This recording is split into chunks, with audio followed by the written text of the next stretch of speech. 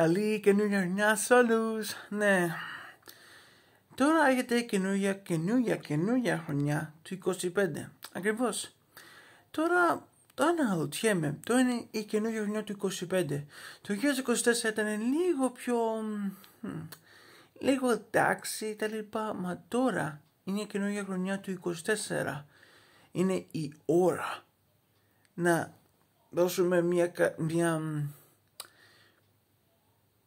ένα welcome στο 25 συγγνώμη, επειδή υπάρχουν πάρα πολλοί λόγοι γιατί. Πρώτα απ' όλα είναι η καινούργια χρονιά, όλα το ξέρουμε αυτό. Οι καινούργιες χρονιές πάντα πρέπει να καλωσορίζονται, γιατί ποτέ δεν ξέρεις ότι μπορεί η καινούργια χρονιά να φέρει κακά,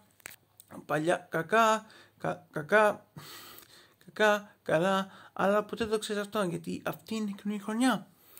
Και δηλαδή ήμουνα κάπου λίγο έπληκτος παίρνει τώρα αυτή η καινούργια χρονιά. Δηλαδή, να πω την αλήθεια, πάντα αναρωτιόμουν γιατί αυτή η καινούργια χρονιά πρέπει να είναι τόσο λίγο, τόσο σημαντική σε όλους. Τόσο σημαντική σε όλους. Είναι τόσο σημαντική. Μα ποτέ το ξέρεις αυτό που είναι τόσο σημαντική, γιατί πρώτα απ' όλα είναι μια καινούργια χρονιά σε όλους μας. Και επίσης, ας πούμε πως είναι κάπου λίγο κολπλεξική, ναι.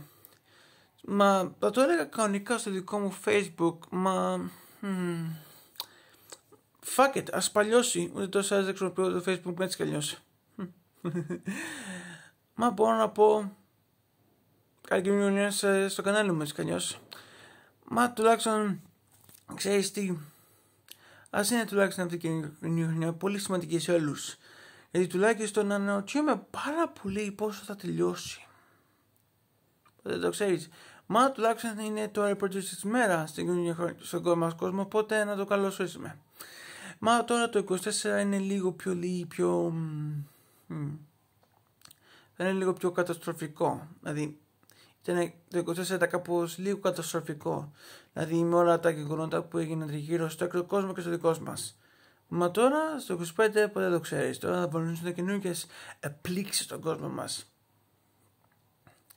Και κυρίως τι θα συμβεί μετά. Γιατί αναρωτιόμουν κάτι ενδιαφέρον.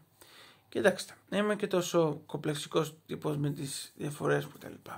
Απλώς λέω διαφορετικά ότι τώρα που θα έχετε καινούργια χρονιά, τώρα που είχε η καινούργια χρονιά, ας λίγο σε φάση να καταλάβουμε κάτι. Πρώτα απ' όλα είναι η καινούργια χρονιά. Alright, we get it. Μα τώρα αναρωτιέμαι για κάτι. Αναρωτιέμαι για κάτι πάρα πολύ ενδιαφέρον. Για φανταστείτε λίγο αυτό το πρόβλημα. Αυτή τη διαφορά. Είναι κάπως λίγο πολύ ύποπτο. Ας να εξηγήσω.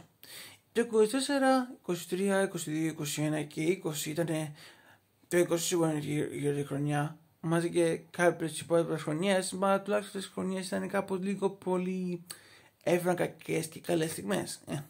Έτσι είναι πάντα μια χρονιά. Μετά το 25 δεν είναι ότι θα είναι μια καλή χρονιά.